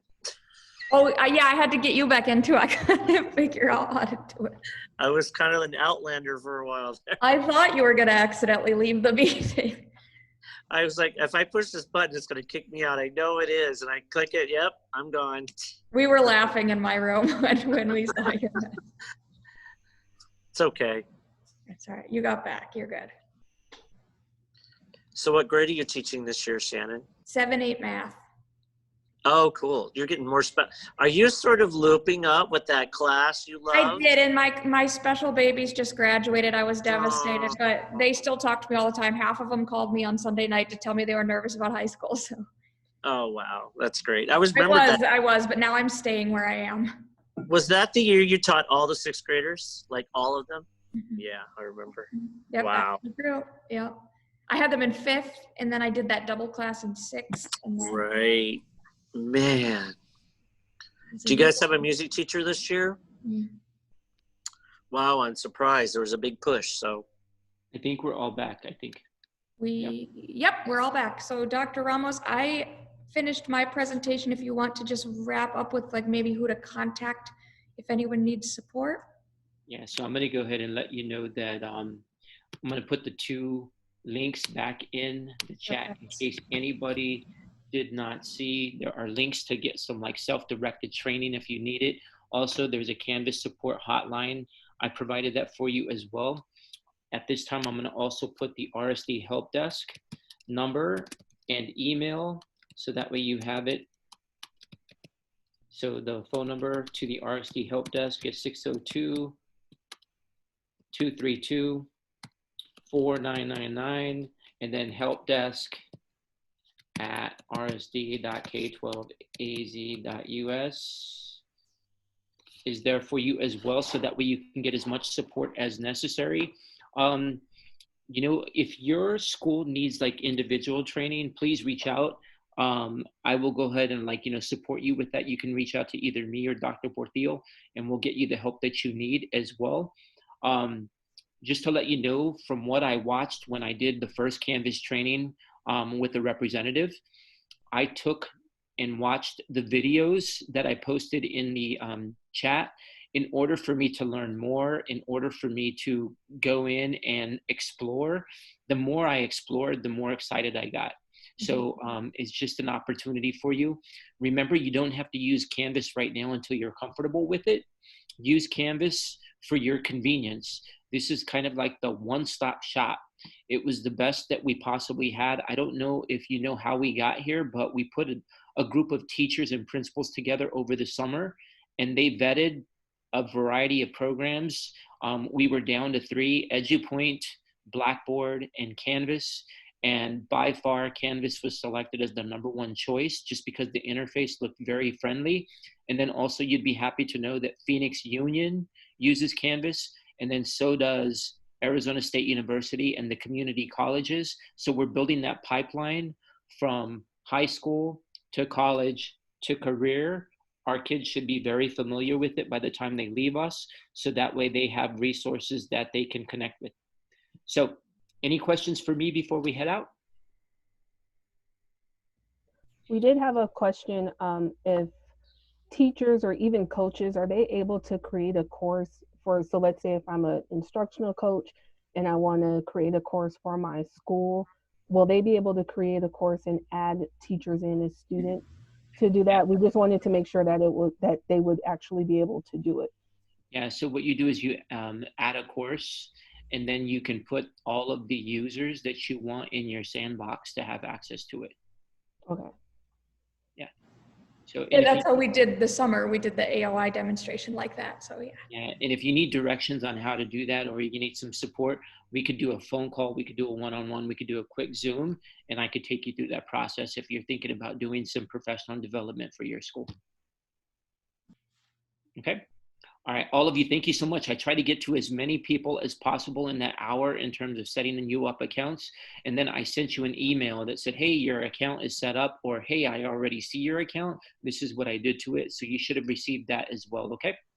All right, thank you so much. Always email me if you have questions, or you can call me. I'm gonna put my phone number in the chat because I don't mind if you give me a call if you need support. The coolest thing is sometimes even parents have my phone number. And they called me today and they said, hey, I hope you can help me with this. And I don't mind that. If I can do something to make a difference in one student's life, I will have done my job for the day. So there's my phone number. If you need it, holler. Thank you so much. Have a great afternoon. You get 6 months back. Thank you, Dr. Ramos. Thank you.